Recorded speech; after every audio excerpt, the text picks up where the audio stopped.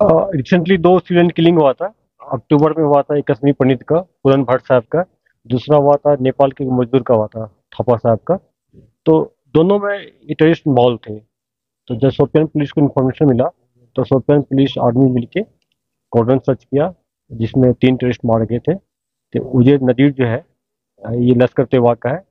ये डलगान अनंतनाग डिस्ट्रिक्ट का था। और दूसरा लतीफ लॉन जो है, शोपियान डिस्ट्रिक्ट का था। आप लोग को जैसा पता है कि हम लोग पहले ट्वीट भी किए थे, इस पर रिवार्ड भी घोषित किए थे, वही टेररिस्ट है। और दोनों मारा गया। उसके साथ एक और नया लड़का ज्वाइन किया था पिछले महीने, डाउन टाउन बारामूला, ये मारा गया है, ककरू। तो अभी प्रेजेंटेशन क्या है, या अभी कॉर्डन अफेयर, अभी कुछ एक्सपेक्टेशंस ये है? पूरा सर्च हो गया। 3 टेररिस्ट मारे गए। एक AK-47 राइफल, 2 पिस्टल मिला, ग्रेनेड मिला, काफी सामान मिला। तो विजय कुमार जी, आप बताइए, जो सेंस ऑफ इनसिक्योरिटी जो माइनॉरिटीज में है, तो इससे पैसिफाई हो जाएंगे? क्योंकि जो आज 2 एलिमिनेट हुए थे, जो इन्वॉल्व थे इसमें, तो डिपार्टमेंट क्या कर रही है उनको देखिए, पैसिफाई करने के लिए? Sense sense of of insecurity. Insecurity आप मीडिया वाले फैला रहे हो, ऐसा कुछ नहीं है। कि पिछले 3 साल में जितना भी सिविलियन किलिंग हुआ है, इंक्लूडिंग कश्मीर पंडित, सारे मॉड्यूल को या तो हम लोग पकड़ लिया या न्यूट्रलाइज कर दिए हैं। अभी तक में एक बच गया है, जिसमें आदिल वानी है, शोपियान का। उसको बहुत जल्दी हम लोग न्यूट्रलाइज कर देंगे। तो थोड़ा सा हम सिंह साहब की तरफ आना चाहेंगे। तो अगर ओवरऑल आपका सर क्वेश्चन, प्रेजेंट सिचुएशन आप किस तरह देख रहे हैं वैली की, as per the militancy point of view? देखिए, वैली का सिक्योरिटी सिनारियो बहुत बेहतर है आज की तारीख में। मुझे खुशी इस बात की कि आज काफी ठंड हो जाने के बावजूद भी टूरिज्म, जो लोगों की रोजी रोटी, जहाँ की बहुत बड़ी उसका साधन है, आज भी बड़ी अच्छी तादाद में लोग विजिट कर रहे हैं, आ रहे हैं। डल लेक की खूबसूरती अभी देख करके वहां से गुजरे तो मैं कह रहा था कि डल भी पहले से कितनी साफ दिखने लगी है। और बाहर से आने वाले जो पंछी आते हैं, मेहमान हमारे, उनकी भी बड़ी अच्छी खासी आमद वहां पर नजर आई। ओवरऑल जिलों में, श्रीनगर में ओवरऑल ड्यूटी की बात करें तो सिक्योरिटी की सिचुएशन बहुत बेहतर है। अभी भी हम लोग जो देख रहे हैं उसमें जो मॉड्यूल्स जो इस वक्त मिलिटेंसी को चलाते हैं, तंजीमों का तो लगभग सफाया हो चुका है। अभी जो मॉड्यूल कभी TRF के खाते में, कभी एक किसी के दूसरे के खाते में चलता है, उनका भी एक एक बात सफाया हो रहा है। जैसे ADG कश्मीर बता रहे थे कि ये भी एक मॉड्यूल जो सिविलियन और खासतौर पे मिनॉरिटी किलिंग में शामिल था, नॉन लोकल लेबर की किलिंग में शामिल था, इसका भी आज के एनकाउंटर में मान लीजिए सफाया हुआ। मैं समझ रहा हूँ कि सिक्योरिटी की सुरक्षा दिन ब दिन बेहतर हो रही है, लोगों का बहुत बड़ा ताउन है। इसके साथ आने वाले टाइम पे हम देख रहे हैं कि सिचुएशन 2-4 महीनों में और ज्यादा बेहतर होगी। तो ये जो पिछले कुछ हफ्तों से ये जो थर्ड नोटिस निकल रहे हैं माइग्रेंट्स के लिए, जो यहाँ पर काम कर रहे हैं, एम्प्लॉयज है, अपनी जिम्मेदारी पे रहे हैं, TRF की तरफ से निकल रहा है, इस पे कुछ पुलिस की कार्रवाई हुई है? और साथ साथ में ये TRF बाकी पाकिस्तान से प्लान हो रहे हैं, या किसी और किसी की साजिश? देखिए, ये एक टैक्टिस है दहशतगर्दी को किसी न किसी फॉर्म में लोगों के मनों में डर पैदा करके रखने की।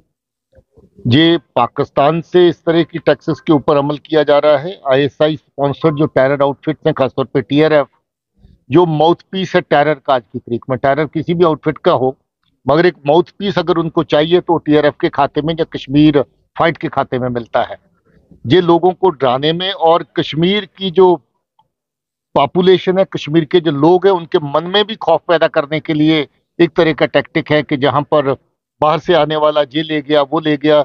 कभी निहत्थे बेगुनाह को, बाहर वाले लेबरर को टारगेट करते हैं, कभी मिनॉरिटी को ये बता करके कि ये रिहैबिलिटेशन नहीं, ये सेटलमेंट की प्लान है, ये है प्लान है, वो प्लान है। अब मुझे बताइए कि कश्मीरी पंडित या कश्मीर का रहने वाला हिंदू जो किसी स्टेज पे मान लीजिए आगे पीछे भी जहां से हुआ होगा, आज वो वापस आकर के अगर अपने भाइयों के साथ बैठ के जहां नौकरी कर रहा है, कंधे से कंधा मिला के बाकी कामों में हिस्सा ले रहा है, क्या जो उसका हक नहीं है? क्या ये पाकिस्तान तय करेगा कि कौन जहां पर काम करेगा या कौन नहीं करेगा?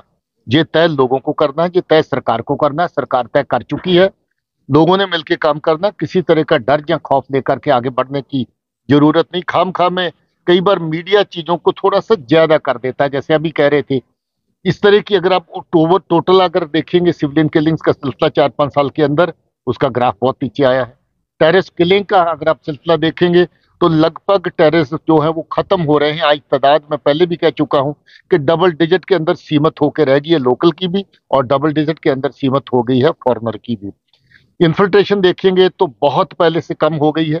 इक्का दुक्का जहां पर हुई है, कुछ तो सरहद के ऊपर ही एनकाउंटर हुए जिसमें ये लोग मारे गए इन्फिल्ट्रेट करते हुए, कुछ लोग इन्फिल्ट्रेट करने के बाद जहां पर हिंटरलैंड के अंदर एनकाउंटर्स के अंदर मारे गए हैं। ऑपरेशंस लगभग हर हफ्ते चल रहे हैं, कार्रवाई बराबर जारी है। मुझे लग रहा है कि आने वाले टाइम में जो छोटा मोटा इनका बचा खुचा एलिमेंट है उसका भी सफाया हो जाएगा। लोगों को डर और खौफ में रहने की जरूरत नहीं है। लोगों को पुलिस के साथ पूरा ताउन करने की जरूरत है। कहीं भी इस तरह की को दहशत की साजिश अगर बनती है, पनपती है, उसको खत्म करना पुलिस का और सिक्योरिटी फोर्सेस का काम है।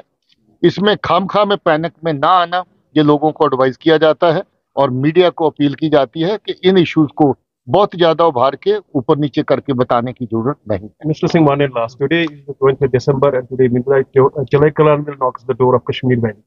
किसी तरह की चेंजेस आ सकती है मिलिटेंटों के मूवमेंट्स में, क्योंकि मौसम का काफी इम्पैक्ट रहता है। देखिए, जब जब ठंड आती है तो दहशतगर्द जंगल छोड़ के घरों की तरफ आता है। तो जाहिर है कि जब जंगल छोड़ के, बाग बगीचा छोड़ के घरों की तरफ आता है तो चांसेस रहते हैं कि ज्यादा कहीं ना कहीं आमना सामना भी होता है। वैसे हम जंगल में जाने के लिए भी तैयार हैं और बाग बगीचों में जाने के लिए भी तैयार हैं। बर्फ हो, ठंड हो, उसका हमारी सेहत पे कोई असर नहीं पड़ता है।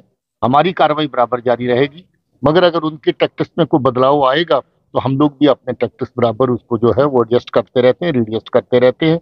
हमारी ये कोशिश है कि आवाम को बची खुची दहशतगर्दी, जिसने जहां पर लोगों का जीना हराम किया, जिन्होंने बच्चों की पढ़ाई खत्म कर दी लगभग, जिन्होंने नौजवानों के कैरियर छीन लिए, उस सारे माहौल को बदल करके अमन का माहौल जहां पर बने, इसलिए हमारे ऑपरेशन और हमारी कार्रवाई आवाम के हक में जारी रहे। Thank you very much.